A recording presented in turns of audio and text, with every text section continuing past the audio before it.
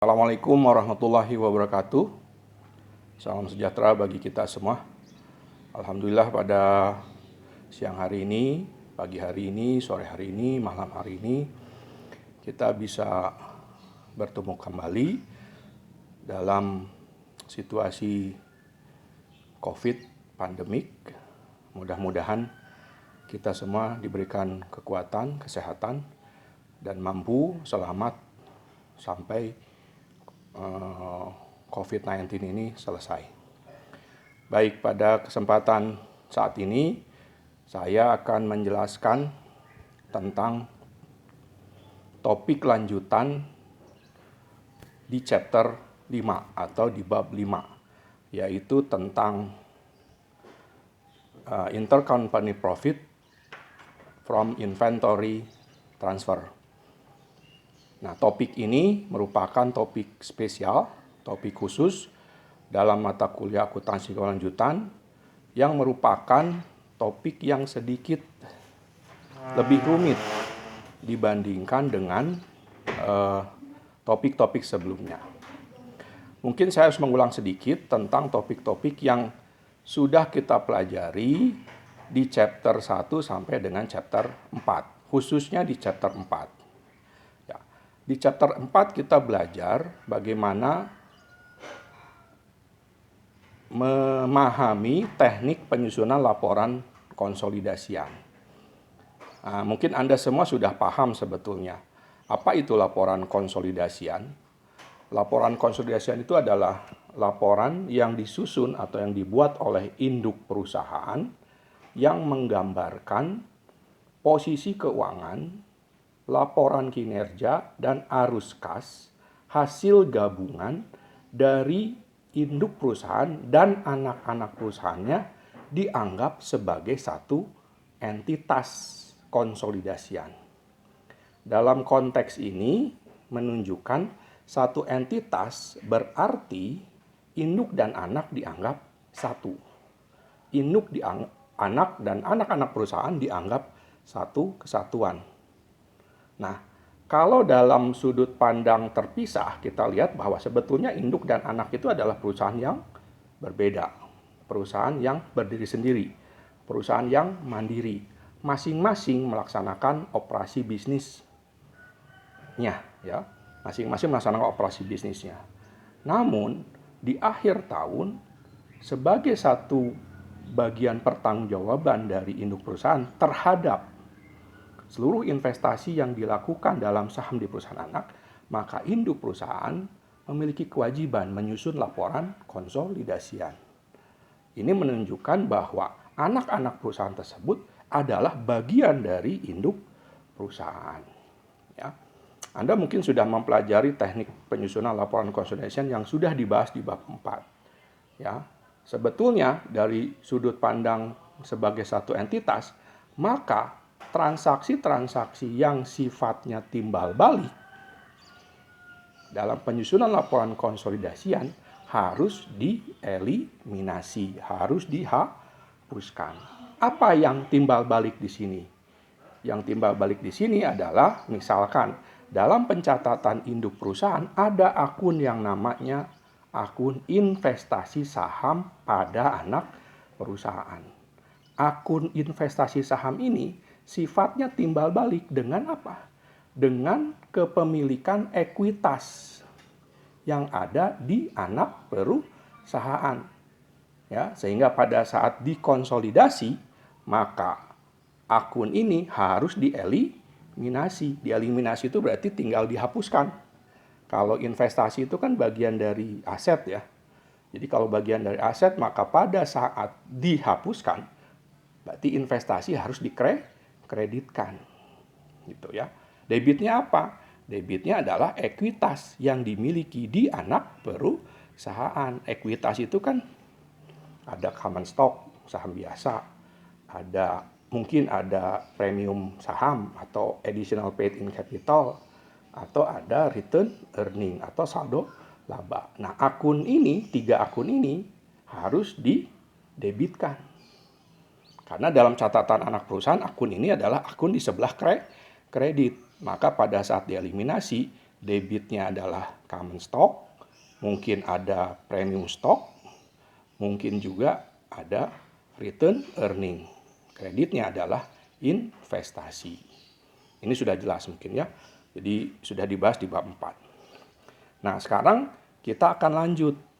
Pada saat Anda setelah menyusun laporan konsolidasian, di chapter 5 transaksinya berkembang. Chapter 5 membahas tentang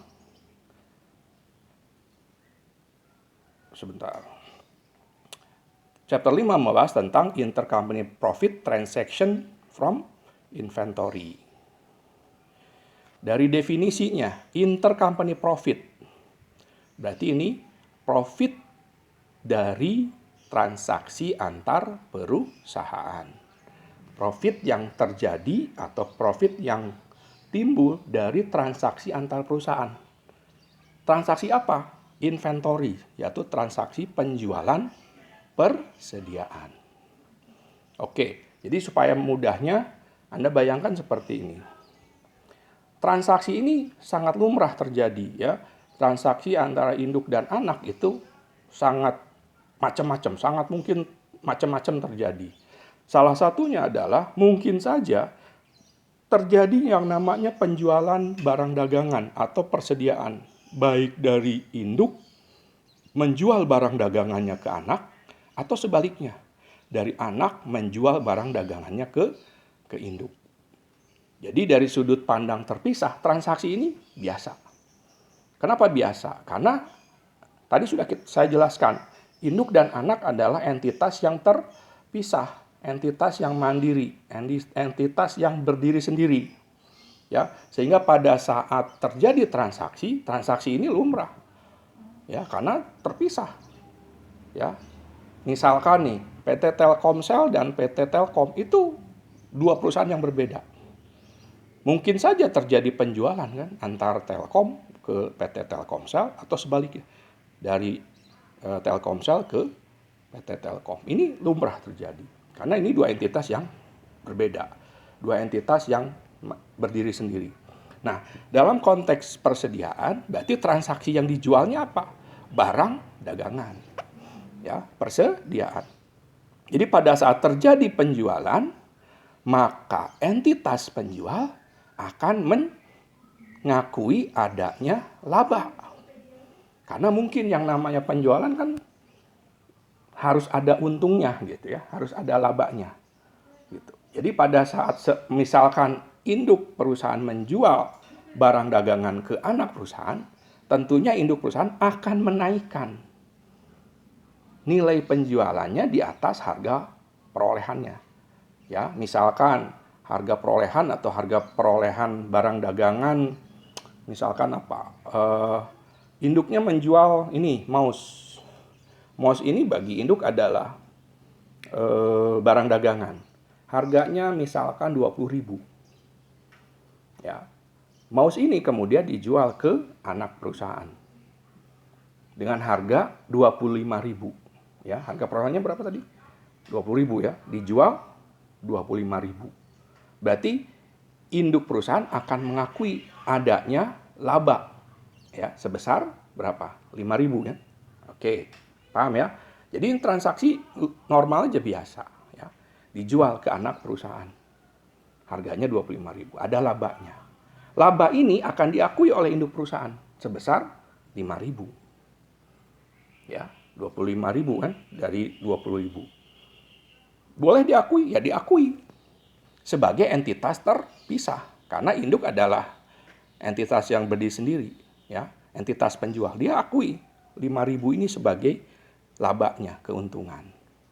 Oke. Anak akan mencatat mouse ini harga perolehannya berapa? 25.000. Ya, 25.000. Betul, karena memang dia membeli dengan harga 25.000. Oke, sekarang agak rumitnya ya. Oke, titik di situ. Pada saat dari sudut pandang terpisah, ini transaksi biasa, jual beli biasa. Nah, sekarang induk dan anak dari sudut pandang entitas konsolidasian merupakan satu entitas. Ini kan tadinya berbeda tuh, ini induk, ini anak. Dianggap satu entitas. Berarti pada saat dianggap satu entitas, Ya. Berarti seluruh pendapatan baru akan diakui jika pendapatan tersebut direalisasi. Nah, sekarang konsepnya bagaimana? Ini jual nih tadinya, induk jual ke anak. Begitu dikonsolidasi. Nah, pertanyaan, sebagai satu entitas, maka sebagai satu entitas, penjualan itu baru boleh diakui kalau apa? Kalau penjualannya dilakukan kepada pihak luar entitas, di luar ini. Ya, di luar ini. Di luar entitas. Sebelumnya kan terpisah. Dijual. Induk jual ke anak. Begitu dianggap sebagai satu entitas konsolidasian, maka konsepnya balik lagi kan, pendapatan akan diakui jika pendapatan tersebut dapat direalisasi. Apa yang dimaksud direalisasi di sini? Direalisasi ini berarti dari sudut pandang entitas konsolidasian, penjualan baru dapat diakui kalau penjualan dilakukan pada pihak luar entitas konsolidasian. Oke, paham ya? Mudah-mudahan paham. Ya, ini artinya apa? Artinya kalau ini mouse ini tadinya dijual dari induk perusahaan ke anak perusahaan, ini transfer nih, pindah. Ya. Persediaannya pindah ke sini. Tadinya ada di sebelah kanan saya. Ya, pindah ke sini. Ya. Induk mengakui laba. Yes, karena dia entitas terpisah. Pada saat dikonsolidasi, konsepnya, Anda perhatikan di tangan saya. Nah, sebagai satu entitas konsolidasian, apakah terjadi penjualan? Tidak. Kenapa? Ini terlihat nih. Ini mouse-nya tetap ada di tangan saya. Ya, sebagai entitas konsolidasian tidak terjadi penjualan. Berarti kalau sebelumnya si induk perusahaan ini sudah mengakui adanya laba, pada saat disusun laporan konsolidasian, ya, laba yang tadi yang 5.000 harus ditangguhkan. Ditangguhkan di sini berarti dibatalkan. Dibatalkan di sini artinya laba tersebut harus dieliminasi.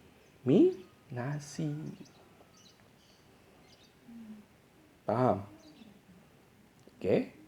Berarti kalau sebelumnya di induk perusahaan terjadi pengakuan penjualan, begitu dikonsolidasi, penjualannya boleh diakui tidak dari sudut pandang entitas konsolidasian? Tidak ada penjualan, karena ini penjualan tidak terjadi. Ya, paham? Oke. Dari sudut pandang entitas konsolidasian, berarti penjualan itu dianggap terjadi kalau entitas konsolidasian ini bisa menjual barang dagangan mouse-nya ini ke pihak di luar berdua ini. Berarti harus di luar, dia sudah keluar. Nah. Oke, ya, saya ulangi. Jadi pada saat terjadi penjualan, induk jual ke anak, yes, boleh diakui karena ini entitas terpisah. Tapi dari sudut pandang entitas konsolidasian, ini adalah satu entitas. Maka transaksi penjualan begitu disusun laporan konsolidasian harus dibatalkan.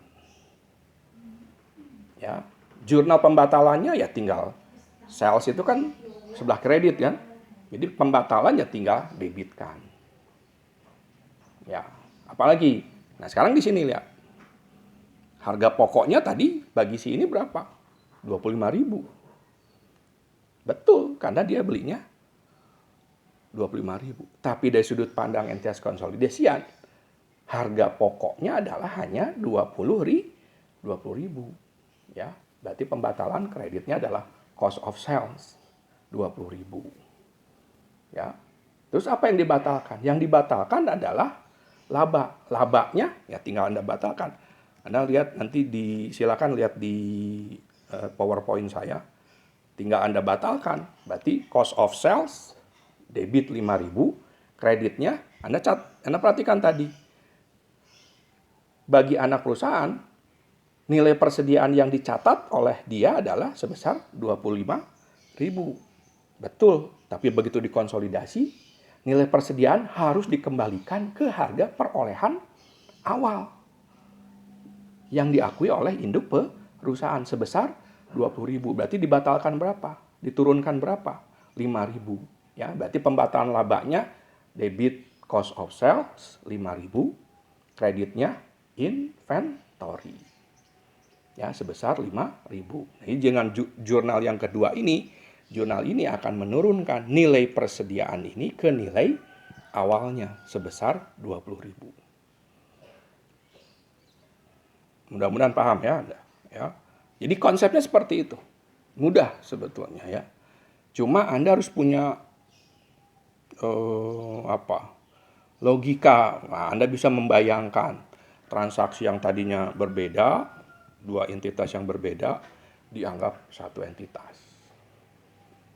Ya. Sebaliknya, transaksi juga bisa terjadi yang sifatnya yang tadi kasus adalah kasus downstream, ya, arus ke bawah. Induk jual barang dagangan ke bawah. Ya. Tapi terjadi juga transaksi yang sifatnya upstream. Yang upstream ini berarti anak perusahaan jual ke induk perusahaan, ya, naik ke atas. Nah, sekarang dibalik nih. Ini anak perusahaan jual ke induk perusahaan. Sama logikanya. Bagi anak perusahaan ini transaksi nih. Pendapatan diakui pada saat direalisasi. Ini langsung nih. Ya. Berarti kalau ini tadinya 20.000 dijual 25.000 bagi anak perusahaan, ini penjualan. Yes, gitu kan. Ya. Bagi induk perusahaan ini adalah transaksi pembelian. Ya, dicatat oleh induk perusahaan harga perolehannya adalah 25.000. Sama seperti tadi. Ya. Nah, sekarang di akhir periode, karena anak dan induk ini dianggap satu entitas, maka induk perusahaan akan menyusun laporan konsolidasian. Maka disatukan. Nah, perhatikan ini. Kalau si barang dagangan ini tidak terjual, berarti nilai persediaannya akan muncul dalam laporan akhir, ya, di akhir tahun. Ya. Berapa dicatat oleh induk perusahaan nilai ini? 25.000 kan? Karena tidak terjual. Ya, tidak terjual. Maka kalau tadinya anak mengakui laba, begitu dikonsolidasi, labanya harus ditangguhkan. Ya. Jurnal penangguhannya sama. Nah, cuma kita perhatikan nih, kalau kepemilikan anak perusahaannya dimiliki oleh induk sebesar 100%, berarti ya jurnalnya sama, debit cost of sales, kreditnya inventory. Tapi kalau kepemilikannya kurang dari 100%, berarti nanti ada pengakuan NCI, ya, pembatalan atas NCI. NCI itu adalah non pengendali, kepentingan non pengendali. Ya, atau dulu disebutnya kepentingan minoritas. Ya, kalau kepemilikan saham induk terhadap anak kurang dari 100%. Jadi kalau Anda perhatikan, silakan nanti dilihat lagi jurnal bagaimana pembatalannya, bagaimana jurnalnya. Ada 4 ya, ada 4 yang harus dibatalkan tuh. 1, transaksi atas penjualan harus dibatalkan. Yang kedua, pembatalan atas pengakuan laba, ya, di akhir tahun, ya, atas persediaan awal. Dan yang ketiga, pembatalan atas laba atau pengakuan atas laba dari persediaan, tadi kebalik, pengakuan atas laba dari persediaan awal, ya, di persediaan awal, dan yang ketiga pengakuan atas pembatalan laba di persediaan akhir, ya, nilai persediaan akhir. Dan yang terakhir, kalau tetap muncul utang piutang, ya utang piutang harus dieliminasi juga, ya. Itu transaksi yang sifatnya timbal balik. Jadi itu yang bisa saya sampaikan pada pagi hari ini. Nah, ya, jadi kalau sekali lagi begitu dikonsolidasi, konsepnya tetap sama, ya. Pengakuan pendapatan baru dapat dilakukan kalau pendapatan tersebut dapat direalisasi. Nah, sekarang bagaimana kalau ternyata persediaan barang dagangnya sudah tidak ada nih? Ini anak jual ke induk. Di akhir tahun, ternyata induk sudah bisa menjual persediaan barang dagangan ini ke pihak luar. Berarti kan habis tuh. Apakah ada masalah intercompany profit? Tidak. Berarti yang dibatalkan adalah hanya transaksi pengakuan penjualan. Dari anak ke induk tidak boleh ada penjualan. Karena begitu dikonsolidasi, penjualan itu nilai penjualan yang dilakukan oleh entitas konsolidasian ke pihak luar. Jadi kalau misalkan ini tadinya oleh induk dibeli dari anak dengan harga 25.000, dijual ke pihak luar seharga 35.000, berarti dari sudut pandang entitas konsolidasian, pengakuan nilai penjualan adalah sebesar 35.000. Dengan harga pokok berapa? Harga pokoknya adalah 20.000. Ya, itu dari sudut pandang entitas konsolidasian. Berarti total laba konsolidasinya berapa? 15.000, 35.000 kurangi 20.000, ya, 15.000. Ya, satu dari laba yang diperoleh oleh induk sebesar 10.000 dan satu lagi dari penjualan anak ke induk sebesar 5.000. Jadi total laba konsolidasi adalah 15.000. Ya. Tuh, paham ya? Nah, ini sederhana sekali. Kalau lihat dari PowerPoint-nya memang banyak, tapi yang penting konsepnya Anda pahami dulu, ya. Sederhana, simple. Ya, Anda harus bisa membayangkan dari sudut pandang terpisah, entitas terpisah, terjadi penjualan, yes, boleh diakui, sama-sama mengakui ini penjualan, ini pembelian misalkan. Pada saat jual ada labanya, si induk boleh mengakui labanya, ya.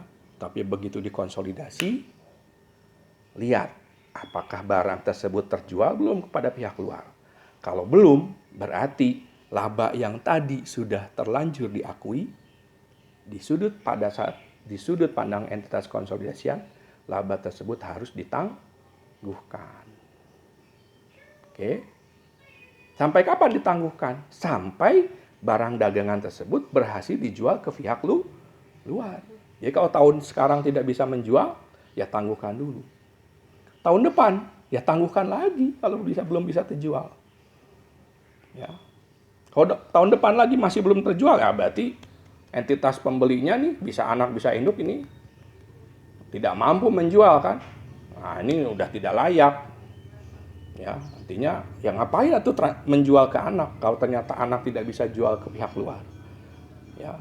Ya, jadi secara teori harusnya kasus atau masalah terkait dengan pengakuan laba intercompany profit dari persediaan ini akan selesai maksimal dalam 2 periode akuntansi. Tahun ini nggak terjual, oke.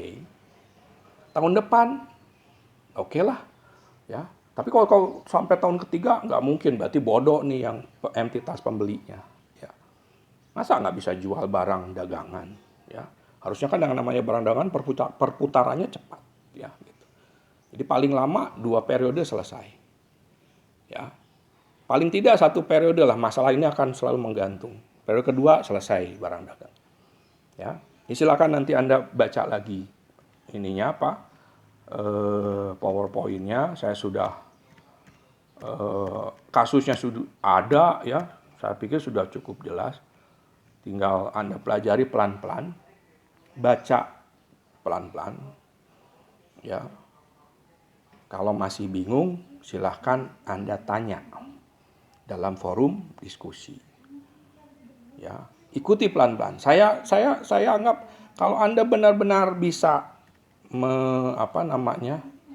membaca PowerPoint yang saya sudah sampaikan, harusnya bisa. Karena saya sudah buat dengan cukup mudah, ya, cukup mudah untuk diikuti. Oke. Baik, ya. Sampai berjumpa lagi pada topik-topik berikutnya. Topik berikutnya adalah masih terkait dengan intercompany profit, tapi